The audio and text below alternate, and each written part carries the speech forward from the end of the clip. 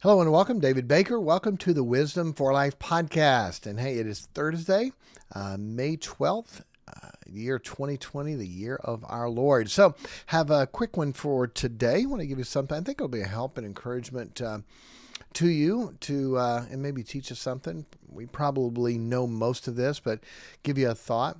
So, in the beginning, God created the heaven and the earth. You know that. God created male and female. You know that.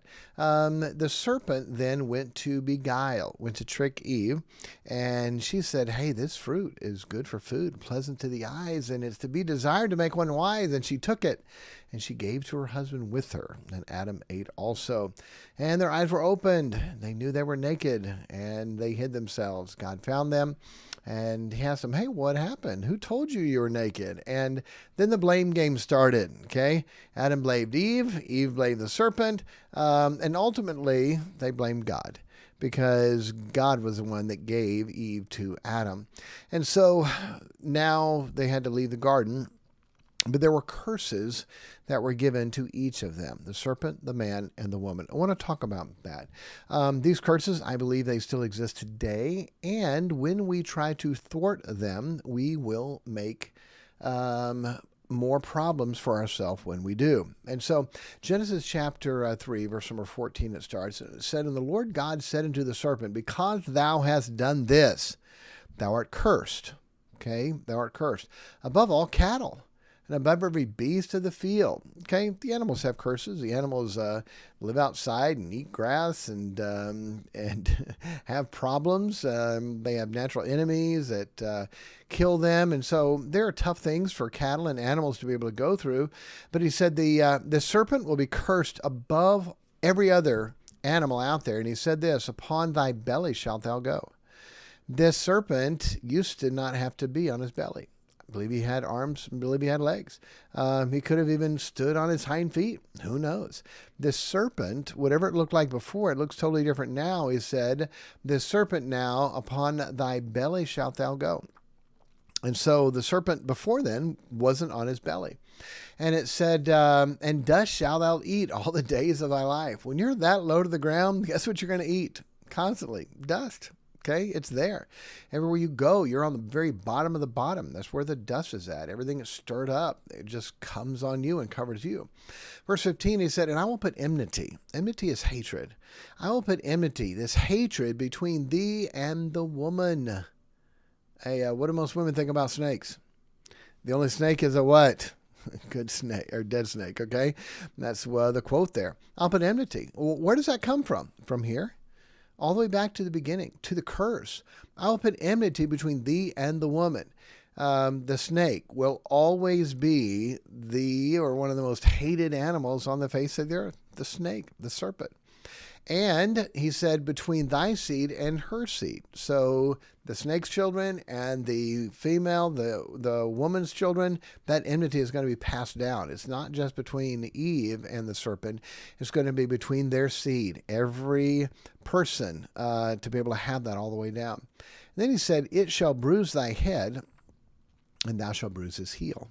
So the seed of the woman is going to bruise the head of the serpent, okay? But the serpent is going to bruise the heel. The serpent is going to bite and cause problems, but eventually the seed of the woman is going to crush the head of the serpent. What a great thing that is. So that's the curse. And again, these are teaching. There's a lot more you could go into. Now the curse for the woman. Are you ready? Okay. And to the woman, he said, I will greatly multiply thy sorrow and thy conception. I will multiply thy sorrow and thy conception. And so a lot of times we think God will multiply the sorrow with conception, but that's not what it says. I will greatly multiply thy sorrow, and then I will greatly multiply thy conception. Now, those are connected by the conjunction, and I will greatly multiply thy sorrow and thy conception. The woman was going to have more children and going to have more sorrow. Okay. Don't know how God was going to do it before. They wouldn't have as many children. And by the way, this was especially true in the beginning when a woman would live 900 years. Can you imagine how many children you could have in 900 years of living on the earth? So I will greatly multiply thy sorrow. Okay. You're going to have more sorrow and more conception. And in sorrow shalt thou bring forth thy children. Guess what? It's going to be painful. Somehow, before then, God had it worked out where having children would not be as painful. But God multiplied the sorrow, multiplied the conception, and the sorrow shalt thou bring forth thy children. Listen carefully to this one. And thy desire shall be to thy husband. Do you understand? It seems sort of weird, but this is one of the curses. Your desire will be for your husband. Didn't know that was a curse, huh? There it is. It's talking about to thee, here's your curses. Okay, I'm going to multiply your sorrow and your conception. You're going to bring forth children with sorrow. Your desire will be to thy husband. And, here it is. And he shall rule over thee. He shall rule over thee. Hey, what happens if the serpent pushes against the curse? It's going to be harder on him. What happens if the woman pushes against the curse? It's going to be harder on them. This is a point that many people don't like to look at, but one of the curses is that man would be over woman. Oh, how dare you say that? Exactly. By the way, I didn't. I just read it. If you got a problem, take it to God. Take it to God. Well, you think men are smarter than women? No, probably the opposite. It's probably one of the curses. Most women are smarter than men, but yet men have to be in charge. And he shall rule over thee, and thy desire shall be to thy husband. It's one of the curses, okay? Fight against it and create problems for yourself. Understand it, accept it, and let your desire be toward your husband. Let him have the authority, and it's amazing how much better your life can be. Sorry, God said it. All right, verse 17. And unto Adam he said, because thou hast hearkened unto the voice of thy wife. That's a weird statement. Because you listened to your wife, okay? You did what she said when you knew what I told you. Because thou hast hearkened unto the voice of thy wife, and hast eaten of the tree which I commanded thee, saying, thou shalt not eat of it, cursed is the ground for thy sake. In sorrow shalt thou eat of it all the days of thy life. Thorns also and thistles shall it bring forth to thee, and thou shalt eat the herb of the field. In the sweat of thy face shalt thou eat bread till thou return to the ground, for out of it wast thou taken, and dust thou art, unto the dust shalt thou return. Okay, so what's the curse for the man? Basically, he is going to have to work by the sweat of his brow, and the ground is going to be cursed for him, and with thorns and thistles, he's going to have to fight that. And if you've ever done anything with a yard or a garden or a farm, boy, you know it's cursed. My dad had a farm we grew up on, and I told my dad, you're really good at growing rocks.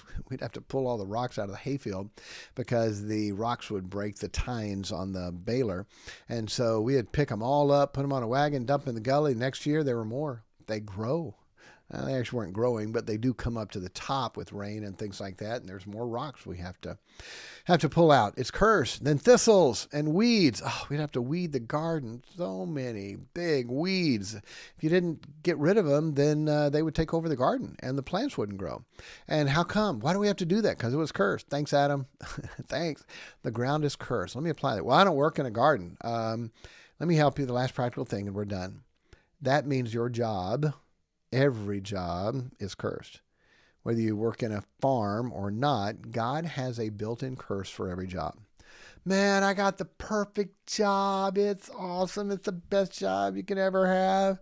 I sit around and I do nothing and I get paid big money. Okay? And people think, oh, that'd be a perfect job. You know how bored out of your mind you're going to be? You know how much of a waste of your life you're going to feel like? I just sit there and do nothing. There is no, quote, perfect job. And what you think is a perfect job, just wait until you get it. And you'll find out it's not perfect. It has problems and people. How come? It's cursed. So don't quit that bad job to go into another bad job and do another bad job, because guess what? Every job is bad. Every job has curses. Every job has problems. How many people have left a bad job only to find a worse job, and leave that job to find a worse job? And they say, you know what? I should have just stayed where I was at. And so many times it's that way. I'm not saying you have to stay at a job. God gives you a better job, but understand this. Every job you will ever have, there will be a built-in curse. How come? Because it's built in. It's built in to the curses in the beginning. For the serpent, and for Eve and for Adam, for man and for woman. It is that way. So when you go into a job, don't go in it with rose-colored glasses. Oh, it's got to be perfect. Go into it knowing that there'll be problems. When you understand that, you accept that. It's a whole lot easier to live knowing that every job is going to have a problem than to think, this job, finally, I've got a good job, and then it has problems, okay? That's not going to be good for you. All right. Hey, God bless you. I went a little bit over the short ones, but I think that's really important and helpful for all of us to look at and see. And to know, okay, don't fight against a curse. Don't fight against a curse that God put on there. If you fight against it, it'll just make it harder.